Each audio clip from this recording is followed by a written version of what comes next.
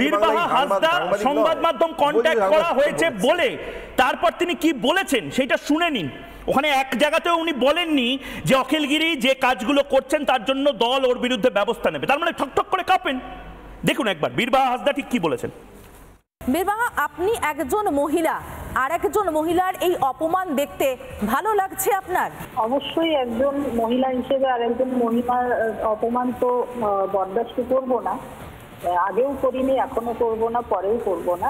রাজ্যের মন্ত্রী, মন্ত্রিসভায় আপনার সহকর্মী যদি বলি অখিলগিরি, তিনি এইভাবে কথা বলছেন। এবার বলুন সহকর্মীর এই ব্যবহার আপনার কেমন লাগছে?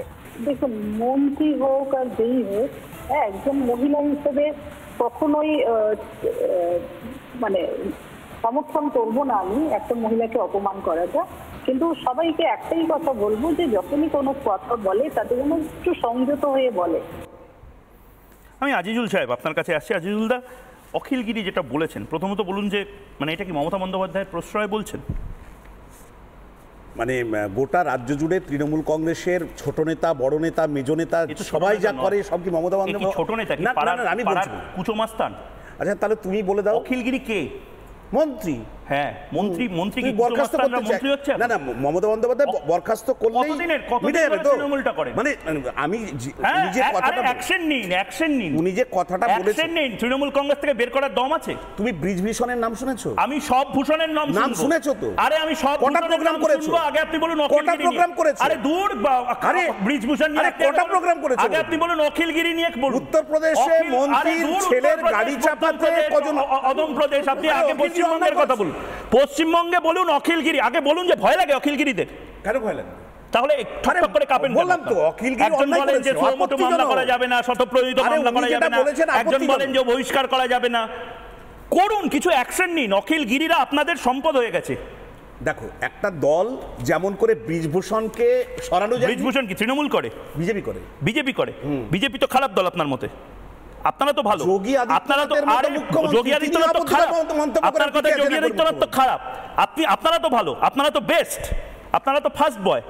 আপনারা কাজটা করুন। আপনারা কাজ না করে শুধুমাত্র কাটমানি, এই মানি, ওইসবে অনুব্রত মণ্ডলকে ভালো বলছো তো? কাকে? অনুব্রত মণ্ডলকে ভালো বলছো? আমি কি মুখ্যমন্ত্রী? আমি কি প্রধানমন্ত্রী? তৃণমূলকে ভালোই তো বলছো। কি অনুব্রত মণ্ডল? তুমি তো তৃণমূলকে ভালো বলছো। কে বললেন অনুব্রত মণ্ডল? ইয়েস। আচ্ছা, অনুব্রত মণ্ডল ভালো বলছো তো। আমি তো অনুব্রত মণ্ডল তো আমার প্রতি আমার অনুব্রত মণ্ডল তো বাঘ, আপনি জানেন তো? আমার উত্তর নিয়েছো কি? আমি ভালো খারাপ বলে অনুব্রত মণ্ডল বাঘ নিয়েছো? শাহজাহান হচ্ছে গ্রেট পার্সোনালিটি। শাহজাহান নিশ্চয়ই কবিতা উৎসব, গল্প উৎসবেও টাকা পয়সা দেয়। আরে তুমি তো ভালো বললে। আমি কি বলেছি কিছু? আমি শুধু বলছি অখিলগিরি ব্যবস্থা নেবেন। আমি বলেছি আপত্তিজনক কথা বলেছেন। কি আপত্তিজনক? এটা অন্য কেউ বললে এতক্ষণে আপনার রক্ত গরম হতো।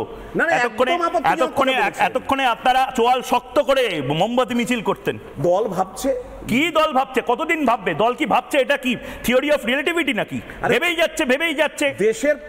আরে অ্যাকশন নিন দাদা। সর্ববৃহৎ মমতা বন্দ্যোপাধ্যায় দেখেছেন? এটা মমতা বন্দ্যোপাধ্যায় জানেন কি? পৃথিবীর সর্ববৃহৎ রাজনৈতিক দল, পৃথিবীর সর্ববৃহৎ দল।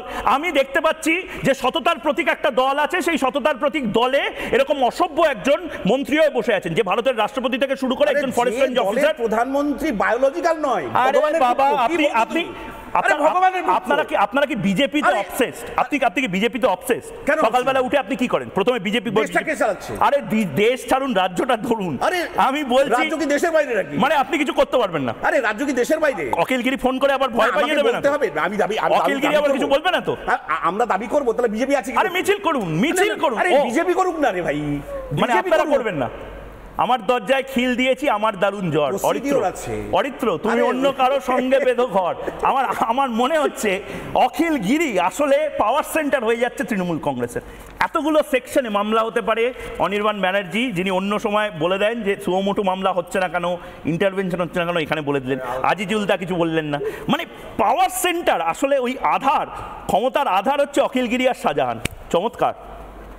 দেখুন, উনি যা বলেছেন, এই ঘটনা যা ভাষা প্রয়োগ করেছেন, এটাকে সোজা ভাষায় ভাষা সন্ত্রাস বলা চলে।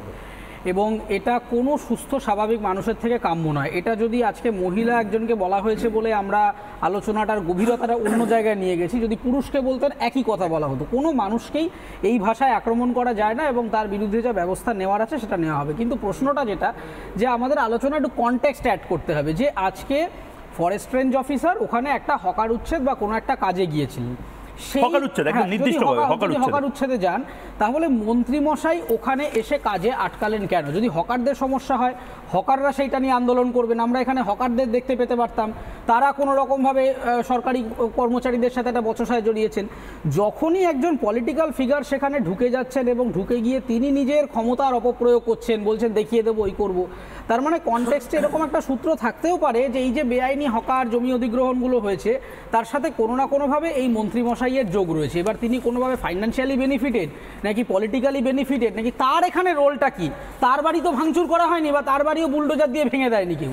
তাহলে যে হকারকে আমি তুলে দিচ্ছি, উচ্ছেদ করছি, সমস্যাটা সরকারের সাথে তার হওয়ার কথা, সেখানে একজন মন্ত্রী কেন এসছেন এবং কেন এসে তিনি এই ধরনের থ্রেট করছেন, এই কনটেক্সটটা নিয়ে আমাদের মাথায় রাখতে হবে। এবং দ্বিতীয় কথা হচ্ছে যে আলোচনাটা কখনোই এরকম জায়গায় যাওয়ার কথা নয় যে একজন সংসদে বিজেপি করেছে বা কংগ্রেস করেছে, যেই করে থাকুক এটার ব্যবস্থা নিতে হবে। বিজেপি যদি করে থাকে, যদি না করে থাকে অন্যায় করেছে। একই রকমভাবে আমার এখানে যদি কোনো দল করে থাকে, প্রশ্নটা দল নয়, একজন অসভ্য, একজন অনৈতিক, একজন বেহিসাবি মানুষের কোনো বা ক্রিমিনালের কোনো রকম জাতি, ধর্ম, বর্ণ হয় না। তার গায়ের রং দেখে তাকে আমরা বিচার করব না, তার কাজ দেখে আমরা তাকে বিচার করব। এবং এর আগেও আমরা দেখেছি যে অখিলগিরি কিন্তু এটা প্রথমবার নয় যে হঠাৎ করে এজিটেটেড হয়ে গিয়ে একটা কথা বলে ফেললেন। এটা কিন্তু এর আগেও তিনি মাঝে মধ্যেই এরকম আলটপকা দু একটা এরকম উস্কানিমূলক মন্তব্য করেন এবং ইত্যাদি করেন, এবং সেটা নিয়ে কড়া ব্যবস্থা নেওয়া হয় না। এবার আপনাকে মাথায় রাখতে হবে যে যখনই কোনো ব্যবস্থা নেওয়া হয় না, তার মানে একটা চেকস অ্যান্ড ব্যালেন্স তো থাকতে হবে। একজন মন্ত্রী তো কখনো আইনের ঊর্ধ্বে হতে পারেন না। একজন মন্ত্রী এই যে কথাটা বলছে যে আপনার আয়ু 7 থেকে 8 দিনের, মানে আমার জীবন, আমি যদি সরকারি চাকরি করতে যাই, মানে একজন সরকারি কর্মচারীর জীবন একজন মন্ত্রীর হাতে থাকবে। তিনি ডিসাইড করবেন আমি কতদিন বাঁচবো, কোথায় চাকরি হবে। তার মানেটা বুঝতে পারছেন যে কি ভয়ঙ্কর জায়গায় আমরা চলে গেছি, যে সাংবিধানিকভাবে যে এক্সিকিউটিভ মেশিনারির নিজস্বতা ছিল, সেই নিজস্বতা এতই ধ্বংস হয়ে গেছে যে একজন নেতা একজন এক্সিকিউটিভ মেশিনারির আয়ু ডিসাইড করে দিচ্ছেন। যে আরেকটা পার্ট অরিত্র, আমি পাপিয়াদি এবং রাজস্বীর কাছে যাওয়ার আগে আরেকটা পার্ট খুব গুরুত্বপূর্ণ। তিনি ওপেনলি বলছেন আপনাদের বন দপ্তরের দুর্নীতি আমি জানি, আমাকে বাধ্য করবেন না, আমি কিন্তু বিধানসভায় বলবো গিয়ে। উনি মেসেজ দেওয়ার চেষ্টা করছেন যে চেপে যাও। এটাও তো সাপ্রেশন অফ এভিডেন্স, এটাও তো মারাত্মক একটা ক্রাইম। ওনাকে অবাধ্য কে থাকতে বলেছে? ওনার কাছে যদি ইনফরমেশন থাকে, উনি একটা ক্যাবিনেট মিনিস্টার, উনি ওনার মতো অ্যাকশন নেবেন। ওনার পুলিশ কি করতে রয়েছে? তার মানেটা হচ্ছে যে আমি 100 টাকা চুরি করেছি, তুমি 50 টাকা চুরি করেছো, ফলে তোমার চুরিটাও আমি জানি, কিন্তু বলবো না, তুমি তোমার মতো করো আর আমি আমার চুরিটা আমার মতো করতে দাও। এই যে একটা মানে চুরির শেয়ার হয় না, যে চুরির একটা ভাগবাটোয়ারা হচ্ছে, এই ভাগবাটোয়ারাটা করতে গিয়ে উনি আসলে যেটা করলেন, যে নিজের যা চারিত্রিক প্রমাণ করলেন সেটা তো আমরা সবাই দেখতেই পাচ্ছি। তার পাশাপাশি উনি এন্টায়ার গভর্নেন্সের আরও একটা করাপশনের পাতা যেন আমাদের সামনে উপস্থাপিত করলেন, যে দুর্নীতিটা আরও গভীরে চলে গেছে, যে আমি জানি কিন্তু বলবো না, তার কারণ আমিও আসলে এক ধরনের দুর্নীতি। ঠিক, আমি পাপিয়াদি এবং রাজস্বীদার কাছে যাওয়ার আগে একবার দেখিয়ে নিতে চাই অখিল গিরি, দি ফেমাস অখিল গিরি, যাকে কেউ কিছু করতে পারে না। তৃণমূল কংগ্রেস এখানে টাচও করতে পারবে না হয়তো অখিল গিরিকে, আমাকে টাচ করো না।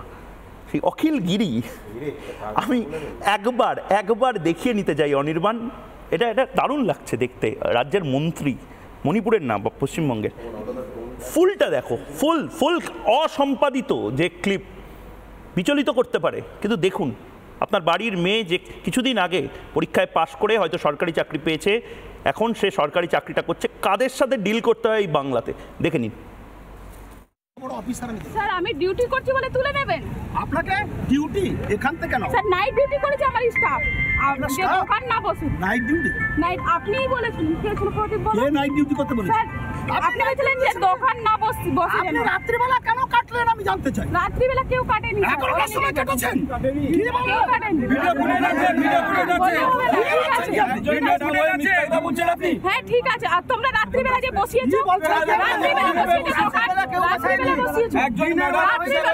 আমি বারণ করে গেছি তাও বসিয়েছে দোকান। আপনারা ওয়েট করতে পারলেন না?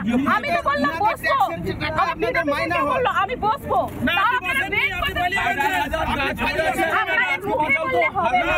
ম্যাডাম শুনুন, ম্যাডাম আপনি সবাইকে নিয়ে চলুন, বেশি দিন থাকতে পারবেন না, আপনার আয়ু 7-8 দিন 10 দিন। আমি আপনাকে বলছি যে বিড অফিসার আমি জানি ফরেস্টের কি কাজ হয়, কত বড় দুর্নীতি আমরা সব জানি। আমার জানি বিড অফিসারের বিরুদ্ধে কি আছে আমি জানি পাবলিকের, আমি কিন্তু ফাঁস করে দেবো সব বিধানসভায়। আপনি আমাকে চিনেন না, আমি ওই ফেলে দিচ্ছেন সমুদ্রে, ওসব কথা বলবেন না আপনি আমাকে। আপনার সাথেও নেই, ওদের সাথেও পার্সোনাল নেই। আমি আমার আপনি এখানে থাকবেন না, ওরা থাকবে সারা বছর। এরা এখানে আতঙ্কে রাত্রিবেলা থাকে, জল মাথায় নিয়ে ওসব কথা বলবেন না। কে বলেছে রিস্ক নিতে স্যার? রিস্ক নিতে কে বলেছে স্যার? উনি কারো কথা শুনতে চান না। আপনি এত বড় ক্ষমতা দেখে মনে হচ্ছে যে রাষ্ট্রপতি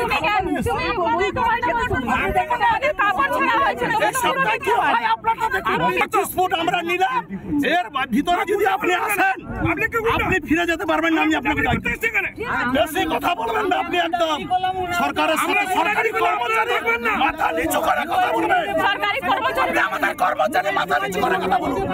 কথা বলুন, বেয়াদব রেঞ্জার, বেয়াদব এর মতন কত বড় জানোয়ার, কত বড় জানোয়ার বেয়াদব রেঞ্জার আসেনি কাছে।